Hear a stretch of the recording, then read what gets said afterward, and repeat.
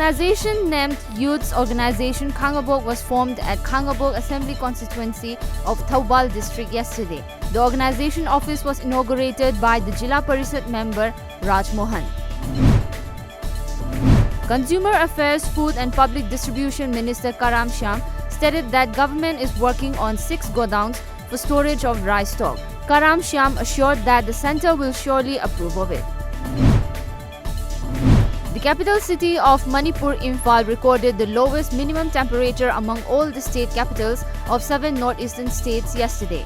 The Delhi Weather Temperature Report of Regional Meteorological Centre Guwahati stated Imphal had a minimum temperature of 2.1 degrees Celsius and a maximum temperature of 20.6 degrees Celsius yesterday, followed by Kohima, which had a minimum temperature of 3.6 degrees Celsius.